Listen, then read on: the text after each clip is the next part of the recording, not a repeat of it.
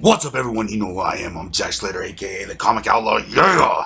And I'm back. A lightning storm couldn't even keep me down, yeah! Took a shot in the flux capacitor, but a battery and a new cable later, I'm back in the game, yeah! And we're doing She-Hulk issue 20. Trapped in the Dorkham Asylum. Yeah. And as I said before, Bob Kane is probably going to sue somebody. So kick back and relax and enjoy this nice parody. And yes, I'm going to say parody because, wow, it just gets odd from here. This is the Dorkham Asylum. And don't let you be confused with the Arkham Asylum. This is a place where sort of superheroes and psycho wearing fools and all kinds of weird stuff. You see a guy out there with Superman in his shorts, red cape, another guy dressed like Rambo, and this frowning guy. Jack Sirius. Yes, his life is a tragedy, and he wants to make everyone else's life a tragedy as well. As She-Hulk is kicking back. Ooh, in her own sexy self, long legs. Damn, those legs should grow up and make an ass out of themselves. I promise you that. Anyway, she's kicking back and she orders some room service. Typical same old as she casually undoes her or folds up her robe, and then this guy takes off his face, and it is not Two-Face. It is some other parody. Three-Face. Yes, this guy has three faces, and all of them butt ugly. And he tries to attack She-Hulk. And what does he do? He knocks her out with some silly gas. Yup, she is passed out. Straight roofied. Three-Face has gotten the better of her. As he takes a drag of his cigarette, I guess one face or the other.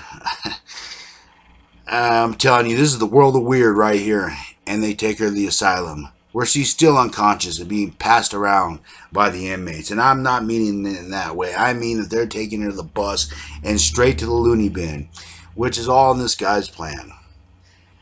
Yeah, this guy has a plan, believe it or not.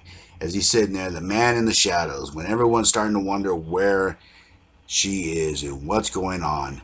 Bat Girl or Nephilim or whatever she wants to call herself, girl, woman, bat woman, decides that there's something going on and that she has to do something about it. Yes. And all of a sudden she finds a clue. Yes, a clue. And it's a little funny that this clue just happens to appear there, but that's neither here nor there. This girl doesn't exactly have the brightest bulb in the. So she does her study, she does her fields, and she begins researching, wondering what exactly is going on. And this is where she decides, after the computer tells her, of course, that it all has to do with the asylum. And this is like, yes, female Alfred, get my costume. And I'm going to go off in a makeshift fake Batmobile with a big ass gun on it. And I'm going to go do justice. I'm going to take care of things. This is a job for Nosferatu. As She-Hulk is sitting there in some kind of cast or some kind of body thing. And this is where this guy declares his plan, blah, blah, blah, blah. I'm going to make the city crazy or sad or whatever, And unlike the Joker, this guy cries, evidently. And since he fell into that vat of acid, it changed him, it molded him, it made him into something different. It turned him into a freak. And yes, he wants to take his vengeance out on everyone else. Except this guy doesn't have the sense of humor. Little sad. Sad as my heart. Anyways, they're beginning to do what they're going to do, the guy's mad plans. And as the chemicals are about to be made, dropped, dispensed, whatever you want to call it, and they're about to microwave She-Hulk herself, and, they've cut her head off, and that's not really going to work. But good old girl Bat shows up, ready for war, ready to hunt down this villain, ready to save She-Hulk, and also with a bunch of devices, so that can always help. Since the last issue she saw, her get her ass whooped. Anyways, they start microwaving her, giving her brain a little electric shitsu. Bzzz. Anyway, she shows up, and of course, this guy's like, well, you're not going to stop me. I have chemicals, and I have a plan. And what he doesn't know is she has an agent. She's probably going to make more profit from this than She-Hulk and everyone else put together. But anyway, she gets attacked by the nutcases. She kicks I guess a old school version of Cheetah Girl with a long nose, so there's no copyright issues. Anyway, she gets overpowered by the freaks.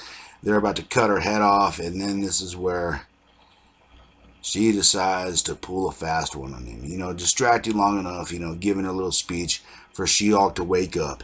And damn, she is pissed. She-Hulk is not only pissed, she's ready to rock and roll. She's ready to whoop some ass. And yes, she starts going to town on these people. And none of these people are no match for her. I mean, she outclasses the whole bunch. Right here and now. I mean, boom, ba-boom, ba-boom. I mean, these guys are just humans in costumes after all. I mean, when has a human in a costume ever beat someone with super strength? Batman. Anyways, this guy decides to go on a little run right here.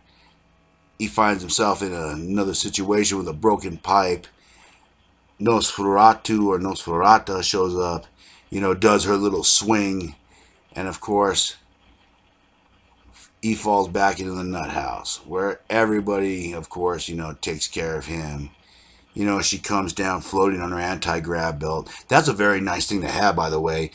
If anybody out there wants to give that to me for Christmas, I'll be more than down to accept that. And of course, they beat him up. He's on the ground, he's all broken. And of course, they ride off into the sunset. And of course, She-Hulk in her wonderful bikini, they ride off into the night, looking for another face, looking for someone else, looking for justice to be done. And I'll catch you on the flip side. Yeah.